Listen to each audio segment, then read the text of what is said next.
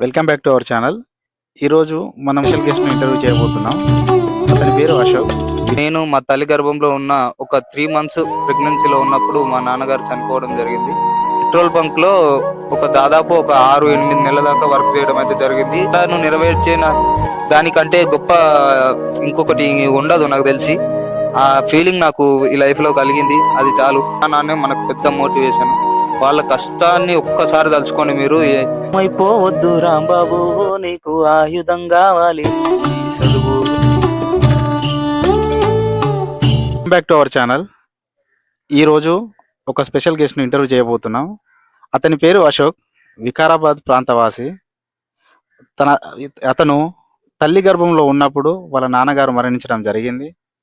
అయినా వాళ్ళ తల్లి ఎంతో కష్టపడి 21 సంవత్సరాలు పెంచి తన తల్లి అనుకున్న లక్ష్యాన్ని 21 సంవత్సరంలో పోలీస్ ఉద్యోగాన్ని సాధించి యువతకు ఎంతో ఆదర్శంగా నిలవడం జరిగింది. అతను ఎవరో కాదు, మన అశోక్. హాయ్ అశోక్. హాయ్ తమ్ముడు. మన welcome back to our channel. మీ తల్లి గారి కోరికను నెరవేర్చినందుకు గాను కృతజ్ఞతలు. అలాగే మా ప్రేక్షకుల తరపున కూడా నీకు కృతజ్ఞతలు. సరే అశోక్ తమ్ముడు, మీ పేరు, నీ ప్రాపరు, అసలు నీ బ్యాక్గ్రౌండ్ ఏందో హాయ్ ఫ్రెండ్స్, నా పేరు అశోక్. మాది వికారాబాద్ జిల్లా తాండూరు మండలం. తాండూరు నుండి పరిసర ప్రాంతంలో గల ఒక చిన్న విలేజ్ చెంగోల్ అనే విలేజ్. మాది వ్యవసాయ ఆధారిత కుటుంబం. మా నాన్నగారు, నేను మా తల్లి గర్భంలో ఉన్న ఒక 3 మంత్స్ ప్రెగ్నెన్సీలో ఉన్నప్పుడు మా నాన్నగారు చనిపోవడం జరిగింది. అప్పటి నుంచి కూడా నేను పుట్టినప్పటి నుండి స్టిల్ నౌ 22 ఇయర్స్ ఇప్పటిదాకా కూడా మా అమ్మగారు వ్యవసాయ కూలిగా చాలా ఎన్నో కష్ట నష్టాలు అనుభవిస్తూ మమ్మల్ని, నన్ను, మా అక్కని పెంచడం అయితే జరిగిందనమాట. మా అక్కని నేను చిన్నప్పుడే మ్యారేజ్ అయితే చేయడం అయితే జరిగింది. ఆమెకు అవ్వాలి, నా కొడుకుని ఒక పోలీసు యూనిఫామ్లో చూడాలి అన్నదే మా అమ్మగారి యొక్క కళ. ఆ కళను నేను సమర్థవంతంగా పూర్తి చేయడం అయితే జరిగిందనమాట. ఓకే తమ్ముడు, మీరు ప్రిపరేషన్ ప్రారంభ దశలో కానీ, మీరు చదువుకున్న దశలో కానీ, ఇప్పుడు పోలీస్ నోటిఫికేషన్ అంటే 2 సంవత్సరాల ప్రక్రియ ఖచ్చితంగా. ఆ 2 సంవత్సరాలు కానీ మీరు ఫైనాన్షియల్గా ప్రిపరేషన్ అనేది స్టార్ట్ చేయకముందు, ఇంటర్ అయిపోగానే సమ్మర్ హాలిడేస్లో అప్పుడు ఒక 4 మంత్స్ అనేది ఒక షాప్లో పనిచేసుకోవడం అయితే జరిగింది. ఆ షాప్లో నాకు అప్పుడు శాలరీ వచ్చేసి పర్ మంత్ వచ్చేసి 6,000 రూపీస్ శాలరీ వస్తే వాటితోనే ఇల్లు గడిపించి ఇంట్లోకి కావాల్సిన సరుకులు పోను, మిగిలిన కూడబెట్టుకున్న అమౌంట్ కాస్త అన్నీ కూడబెట్టుకొని ఆ 4 నెలల వ్యవధిలో కొంత సడన్ అమౌంట్ అనేది నా దగ్గర ఉంచుకొని మా తాండూరులో ఒక కోచింగ్ సెంటర్, ప్రైవేట్ కోచింగ్ సెంటర్లో జాయిన్ అయితే అవ్వడం అయితే జరిగింది. అటు ఒక సైడు డిగ్రీ జాయిన్ అయ్యి మరి అదేవిధంగా కోచింగ్కు కూడా, ఈ రెండింటిని బ్యాలెన్స్ చేసుకుంటూ నేను కోచింగ్లో అయితే జాయిన్ అయితే అవడం అయితే జరిగిందనమాట. ఆ కోచింగ్లో వెళ్ళిన తర్వాత కూడా ఒక 4 మంత్స్ ప్రిలిమ్స్ నోటిఫికేషన్ రాకముందు కోచింగ్ అయితే తీసుకున్నాను. కోచింగ్ అయిపోయిన తర్వాత చాలా నెలలకు నోటిఫికేషన్ అయితే రావడం అయితే జరిగింది. ఈ కాల వ్యవధి ఏదైతే ఉందో ఈ మధ్యలో మళ్ళీ ఇంకొక పార్ట్ టైం జాబ్ అనేది చూసుకోవడం అయితే జరిగింది. అందులో కూడా పెట్రోల్ బంక్లో దాదాపు 6-8 నెలల దాకా వర్క్ చేయడం అయితే జరిగింది.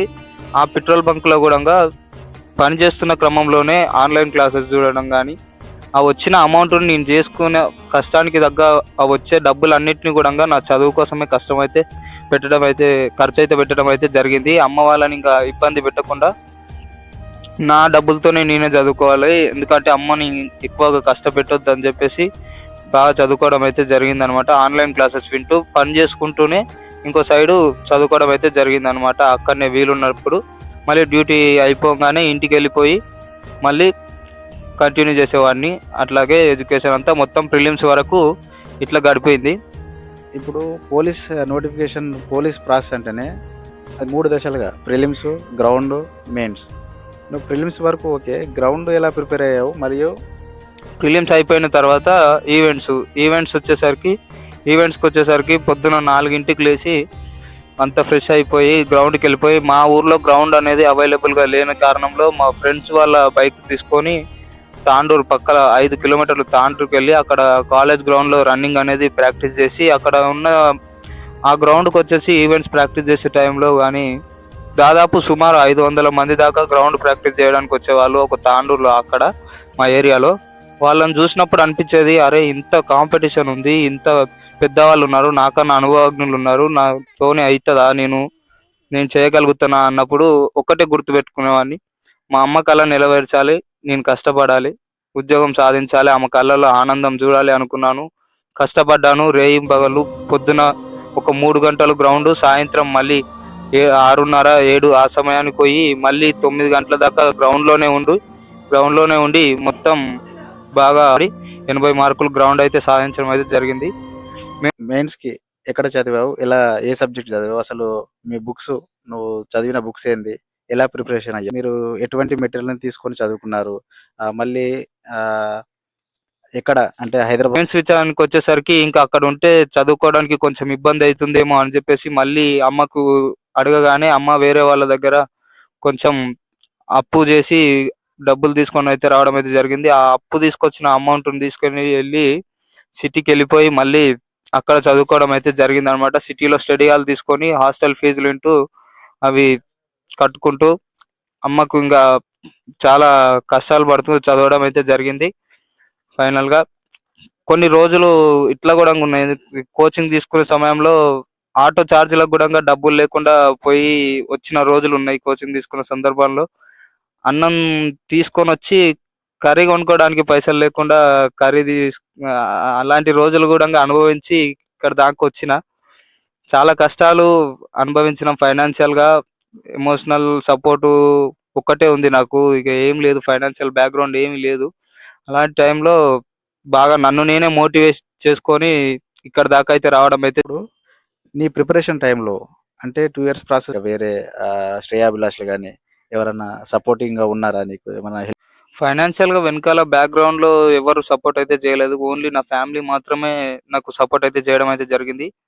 ఒకటి చెప్తాను, మనము ఒక తక్కువ స్టేజ్ లో ఉన్నప్పుడు మన బంధువులు కానీ మన ఫ్రెండ్స్ కానీ ఎవ్వరు కూడా మనకు మావాడు అని ఎప్పుడు కూడా అనరు. మనం ఒక స్టేజ్ వచ్చిన తర్వాత, ఇప్పుడు ఉద్యోగ సాధనలో నేను ఉన్నప్పుడు చాలా సార్లు మా బంధువులకు కానీ తెలిసిన వాళ్ళకి కానీ ఇట్లా ఫైనాన్షియల్ కొంచెం ప్రాబ్లం ఉందన్న, బాబాయ్ కొంచెం మామయ్య ఇట్లా ప్రాబ్లం ఉంది అంటే ఒక్కరు కూడా ఎవరు కూడా హెల్ప్ చేయలేదు. ఇప్పుడు అదే ఉద్యోగం వచ్చిన తర్వాత వాళ్ళే నాకు రిటర్న్ గా ఫోన్స్ చేయడము, మెసేజెస్ చేయడము, వాళ్ళే మన దగ్గరకు వచ్చి మాట్లాడడము. ఇప్పుడు డబ్బు ఉంటే ఒక రకంగా ఉంటారు జనాలు, డబ్బు లేనప్పుడు ఇంకో రకంగా ఉంటారు అని నేను చాలా తెలుసుకోవడం అయితే జరిగింది ఈ మధ్య ప్రాసెస్ లో. డిపార్ట్మెంట్ అంటేనే ఫిజికల్ గా మెంటల్ గా ఫిట్ గా ఉండాలి. అలాంటిది నువ్వు ఈ జాబ్ ని చూజ్ చేసుకొని కారణం ఏంది? ఇంకా గ్రూప్స్ ఉన్నాయి కదా, గ్రూప్ 4 కానీ, థర్డ్ కానీ, గ్రూప్ 2 కానీ, అటువంటి దానికి పోకుండా ఈ యూనిఫామ్ కోర్స్ని అంటే యూనిఫామ్ డిపార్ట్మెంట్ ఎందుకు చూజ్ చేసుకున్నావు? నాకు చిన్నప్పటి నుండి కూడా ఈ యూనిఫామ్ అంటే చాలా ఇష్టం. చిన్నప్పటి నుండి కూడా ఎవరు అడిగినా కూడా ఏమైతావురా పెద్దయ్యాక అంటే నేను పోలీస్ అవుతానని ఎంతో గర్వంగా చెప్పుకునేవాడిని. ఆ కళని సాధించడానికి ఇన్నేళ్ళు కష్టపడ్డా. దానికి తోడు మా అమ్మగారి కళ కూడా పోలీస్ ఆఫీసర్గా నన్ను చూడాలన్నదే ఆమె కోరిక. ఈ 21 సంవత్సరాల వయసులో నేను ఆమె కళను నెరవేర్చిన. ఆమె కళ వచ్చేసి ఇంకా సబ్ ఇన్స్పెక్టర్ ఆఫ్ పోలీస్ అవ్వాలన్నది ఆమె డ్రీమ్. త్వరలోనే దానికి కూడా ప్రయత్నిస్తాను. నెక్స్ట్ నోటిఫికేషన్లో తప్పకుండా మా అమ్మగారి కోరికను కూడా నెరవేర్చడానికి నా సహాయ శక్తుల. అశోక్, మీరు అమ్మగారి కళను నెరవేర్చినందుకు మీ సంతోషం అంటే మీ ఫీలింగ్? అక్టోబర్ 4th నైట్కి రిజల్ట్ అయితే రావడం అయితే జరిగింది మాది. ఆ రిజల్ట్ వచ్చిన ఆ ఒక్క మూమెంట్లో మెరిట్ లిస్ట్లో నా పేరు చూసుకున్నాక దాదాపు 15 నుంచి 20 నిమిషాలు గాఢంగా ఎంత ఏడ్చినా అంటే నాకే తెలియదు. నేను పడ్డ కష్టానికి ప్రతిఫలం వచ్చింది. మా అమ్మగారు కన్న కళకి ఆ దేవుడు తోడ్పాటు అయ్యి మాకు కళ నెరవేరింది అని చెప్పేసి చాలా సేపు ఆనంద బాష్పాలు అయితే ఆగలేదు అసలు. ఆ మూమెంట్లో ఆ జాబ్ వచ్చిన సందర్భంగా ఇంటికి వెళ్ళి మా అమ్మ కళ్ళల్లో చూసిన ఆనందం నా లైఫ్లో నేను ఇప్పటికీ చచ్చేంత వరకు కూడా మర్చిపోలేను. ఆ మూమెంట్ ఒక బ్యూటిఫుల్ మూమెంట్. ఒక కొడుకుకు తన తల్లి కళను నెరవేర్చిన దానికంటే గొప్ప ఇంకొకటి ఉండదు నాకు తెలిసి. ఆ ఫీలింగ్ నాకు ఈ లైఫ్లో కలిగింది, అది చాలు. అమ్మ కళ్ళల్లో ఆనందం చూసిన అది చాలు ఈ లైఫ్. తమ్ముడు అశోక్ వాళ్ళ అమ్మ కళను నెరవేర్చిన వాడు కాకుండా ఒక యూట్యూబర్, మంచి యూట్యూబర్ కూడా, మరియు ఒక డ్యాన్సర్, మరియు ఒక సింగర్ కూడా. ఇతను చాలా అద్భుతమైన పాటలు కూడా పాడతారు. ఇప్పుడు మన కోసం ఒక పాట కమ్మని పాట పాడతారని కోసం మీ సబ్స్క్రైబర్స్ కోసం నేను ప్రిపరేషన్ లో లోగా ఉన్నప్పుడు ఒక సింగర్ తన కోసం రాసుకున్నటువంటి ఒక పాట సేమ్ నా లైఫ్ కు బాగా అటాచ్ అయిపోయి ప్రతి ఒక్కసారి మోటివేషన్ కు బాగా ఉపయోగపడ్డ పాట నాకు అది. అది మీకోసం మీ సబ్స్క్రైబర్స్ కోసం పాడతా. ఆగమైపోవద్దు రాంబాబు, నీకు ఆయుధం కావాలి నీ చదువు. అమ్మ నాన్న కుక్క కొడుకువు, గుంట జాగలేని ఒక్క బిడ్డవు. నిరుపేద గుండెల్లో ఒదిగి ఎదుగుతున్నా ఒక్కగానొక్క కొడుకువును. నీ తల్లి పొద్దున్నే లేసి నిన్ను లేపి బువ్వ పెట్టుకుంటూ బుజ్జగించుకుంటూ కష్టాలు తీరేటి రోజున్నడంటూ నిన్ను చూసి కళ్ళ కద్దుకుంటుంది మీ అయ్య రెక్కాల కష్టము. మీ అయ్య రెక్కాల కష్టపు జారే కన్నిటి చుక్కాల త్యాగము. ఆ త్యాగాల కన్నిటి సంద్రంలో సాగే ఓ స్వచ్ఛపు సెలయేరు కావాలి నువ్వు. ఆగమైపోవద్దు రాంబాబు, నీకు ఆయుధం కావాలి నీ చదువు. Thank you. Thank you Ashok తమ్ముడు. మన సబ్స్క్రైబర్స్ కోసం నీ కమ్మని మంచి పాట వాళ్ళ మంచి పాట పాడావు. అలాగే నువ్వు ఉన్నత శిఖరాలకు ఎదగాలని అమ్మ కళ నెరవేర్చినందుకు సంతోషం. అతి చిన్న వయసులో కూడా నువ్వు జాబ్ ఒక గవర్నమెంట్ ఆస్పిరెంట్గా సక్సెస్ అయ్యావు. ఈ దాదాపుగా కొన్ని ఏండ్ల నిరీక్షణకు ఎంతో మంది చాలా కష్టపడితే కూడా రాని జాబు నీకు తల్లిదండ్రుల దీవెనలో లేకపోతే ఇంకా బంధుమిత్రుల దీవెనలా కానీ చిన్న ఏజ్లో కొట్టేసావు జాబు. ఓకే, మరియు ఇంతటితో ఆగకుండా నువ్వు ఏదైతే అనుకున్నావో ఆ జాబును అతి త్వరలో అంటే మళ్ళీ ఫ్యూచర్లో ఫర్దర్గా 2-3 ఇయర్స్లో కానీ 4-5 ఇయర్స్లో కానీ నువ్వు సక్సెస్ కావాలని మన ఛానల్ నుంచి మన ఛానల్ ప్రేక్షకులు కానీ అందరూ కూడా నీకు ఆల్ ది బెస్ట్ చెప్తున్నారు. అండ్ వన్స్ అగైన్ ఇప్పుడు త్వరలో రాబోతున్నాయి, చాలా నోటిఫికేషన్లు వస్తున్నాయి అని అంటున్నారు. అయితే ఎవరైతే ప్రభుత్వ ఉద్యోగాలకు ప్రిపేర్ అవ్వాలనుకుంటున్నారో అంటే నూతనంగా ఈ కాంపిటేటివ్ ఫీల్డ్కి అడుగు పెడుతున్నారో వాళ్ళకిచ్చే మీరు సూచనలు మరియు సలహాలు ప్లస్ మళ్ళీ మీ బుక్స్ కానీ ఇంకా ఏదైనా చెప్పగలరు? ప్రిపేర్ అయ్యే అభ్యర్థులు ఎవరైతే ఉన్నారో ఒక్కటే గుర్తుపెట్టుకోండి, మనం ఎంత ప్రిపేర్ అవుతున్నాం అనేది ముఖ్యం కాదు. ఆ ప్రిపేర్ అయ్యే కోణంలో మనము ఎలాంటి చెడు వ్యసనాలకు అలవాటు కాకుండా, ఎలాంటి చెడు తిరుగులకు తావు ఇవ్వకుండా, మన అమ్మా నాన్న మన కోసం ఎంతైతే కష్టపడుతున్నారో, మనల్ని ఎంత కష్టాలు పడి ఈ స్టేజ్కి తీసుకొని వచ్చారో ఒక్కసారి వాళ్ళ కష్టాలను గుర్తు తెచ్చుకోండి మీ ప్రిపరేషన్లో ఉన్నప్పుడు. అదొక్కటి చాలు మీకు మోటివేషన్. ఇంకా ఏ మోటివేషన్ అవసరం లేదు. మన అమ్మా నాన్నే మనకు పెద్ద మోటివేషన్. వాళ్ళ కష్టాన్ని ఒక్కసారి తలుచుకోండి. మీరు పడే కష్టం దాని ముందు ఏమాత్రం కూడా పనికిరాదనే చెప్తాను నేనైతే. ప్రిపరేషన్ అయ్యే టైంలో ఇంకా బయట తిరుగులు మానేసి చెడు వ్యసనాలకు అలవాటు కాకుండా ఈ రోజులలో మొబైల్స్ కూడా చాలా అడిక్ట్ అయిపోతున్నారు. ఆ మొబైల్స్ అనేది ఏ విధంగా ఉపయోగించుకోవాలో అదే విధంగా ఈ రోజుల్లో మొబైల్ అనేది కూడా యువతని చాలా తప్పుదో అయితే పట్టడానికి కారణం అవుతుంది. అయితే ఆ తప్పుదో పట్టించే మొబైల్ని కూడా మనం మన యొక్క మంచికి ఉపయోగించుకుంటే మన లైఫ్ అనేది చాలా బాగుంటుంది.